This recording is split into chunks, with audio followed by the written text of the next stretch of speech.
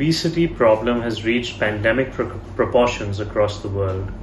In India, it is currently reaching epidemic proportions, with more than 15% of the Indian population being either overweight or obese, and more than 5% of the population being morbidly obese, which means they are at a higher risk of premature death. But what is obesity? Obesity is basically accumulation of excess body fat, which is quantified by the body mass index. The body mass index, quite simply put, is your weight in relation to your height. This body mass index is different for the Western populations and the Indian populations, but more about that later. Obesity results in a variety of comorbidities, ranging from diabetes, hypertension, heart disease, obstructive sleep apnea, to even mental health problems because of depression, due to social ostracism, being the butt of all jokes, and suicidal tendencies. So a common question posed to me by many patients who come to us is, how do we treat obesity? My answer to this is very simple. The first step towards treating obesity is accepting that obesity is a problem for you. Once you accept that obesity is a problem, will you be motivated to treat the obesity and ensure that you lose weight in the right way and prevent any weight regain in future? Following this, it is best to take professional help to lose weight rather than listening to the gym trainers or your neighborhood auntie or even your yoga trainers, because they're not going to help you lose weight in the right manner. So how do we classify treatment for obese individuals? For this, we need to understand how obesity is classified. As I told you earlier, the body mass index is a very good indicator for obesity. The body mass index basically tells you how heavy you are for your height. A body mass index up to 23 in South Asians is considered normal.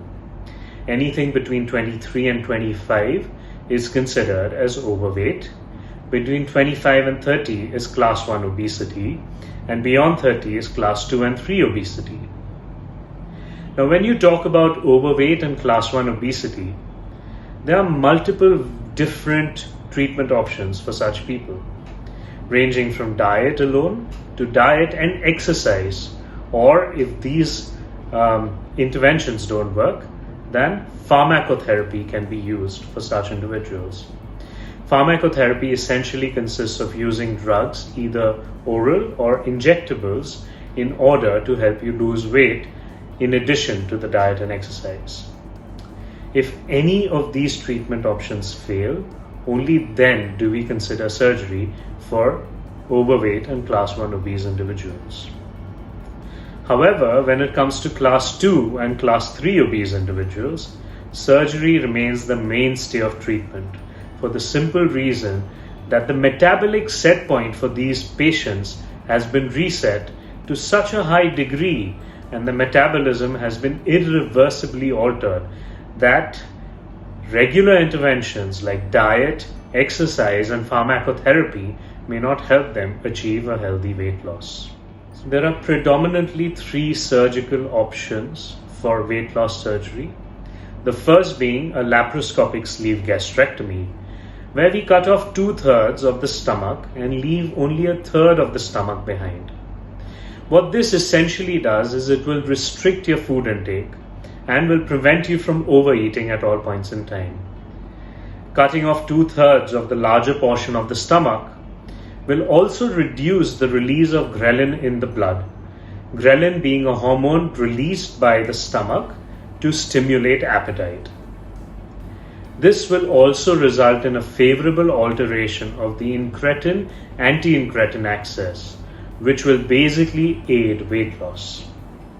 The second and the most common, or let's say the gold standard treatment for weight loss, is the Roux or Y gastric bypass.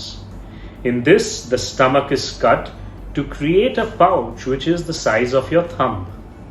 The remaining part of the stomach remains inside. This pouch of the stomach is then joined to a part of the intestine after bypassing anywhere between 100 and 150 centimeters of the small intestine. This helps on two fronts.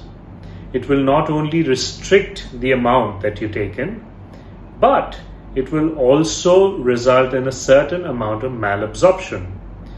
How does this malabsorption occur?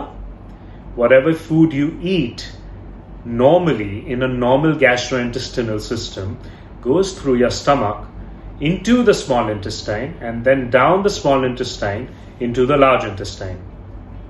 When we bypass 100 to 150 centimeters of the small intestine, a majority of your bad calories, those that are gained from carbohydrates, fats, are absorbed in the proximal or the first 100 to 150 centimeters of the small intestine. By bypassing this area, we ensure that whatever you eat is not absorbed in its entirety, and by reducing the size of the stomach, we will reduce your appetite and your eating capacity. The third and the less commonly used but an upcoming procedure is known as the one anastomosis or the mini gastric bypass. In the mini gastric bypass, the stomach pouch made in the Roux gastric bypass is slightly longer than in the Roux gastric bypass. What this does is it will allow you to eat more. At the same time, the length of the small intestine that's bypassed is slightly longer in this, which can result in long-term problems such as diarrhea, and hence it is not a very preferred option for weight loss surgery. So what can you expect after weight loss surgery? Usually, most patients with comorbidities such as diabetes and hypertension, obstructive sleep apnea, show very good resolution of these comorbidities. For example, patients who are highly diabetic with HbA1cs between 7 to 11 will come back to a normal HbA1c with minimal to no medical interventions. Hypertensives go off their antihypertensive medications. Patients with obstructive sleep apnea don't need that BiPAP machine anymore after surgery. However, weight loss is not immediate, it's gradual.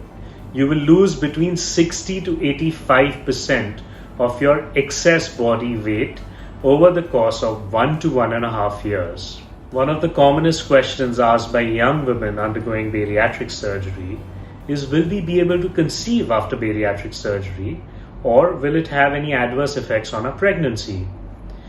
The simple answer to this question is, when you're obese or suffering from a polycystic ovarian syndrome, which results in obesity, weight loss surgery will actually improve your chances of conception. Not only that, even after you conceive, the chances of pregnancy-related complications drastically reduce with weight loss surgery. The only caveat being, you cannot stop your supplementations. In fact, you'll need to increase the dose of your supplementations once you become pregnant. Which brings us to a common question: how long to take supplements after surgery? Except for the sleeve gastrectomy, all surgeries, that's the Roux gastric bypass and the mini or the one anastomosis gastric bypass, require you to take lifelong supplementation. This will be in the form of 3 to 4 tablets and protein powders to ensure that you don't have any deficiencies after surgery. All these weight loss surgeries are performed by either a scarless method or a minimally invasive method, in which a maximum of 4 to 5 holes are placed in the body and a camera is placed through those holes, instruments being placed from the other holes, and surgery is performed. Usually patients after weight loss surgery are up and about in the same evening and are ready to go the next day morning, barring any complications. If you're a diabetic or a hypertensive, you usually can go through the surgery without any additional problems. But if you have a cardiac disease or a breathing problem, it's best to consult with a physician get your cardiac evaluation and pulmonary evaluation done before undergoing the surgery. The surgery is usually risk-free if performed at a high volume and a center of excellence. The usual rate of complications is less than 0.1%, and if you're getting it done by an experienced bariatric surgeon, you will usually not face any trouble. So for all those of you who are overweight and obese and want to do something about it, do connect with the MMTSL, a Maharashtra state initiative, which looks after the holistic well-being for medical value travelers, not only from India but across the globe. The best A to Z to A medical and wellness experience. It provides accredited and affordable services for the holistic well-being of your mind, body and soul.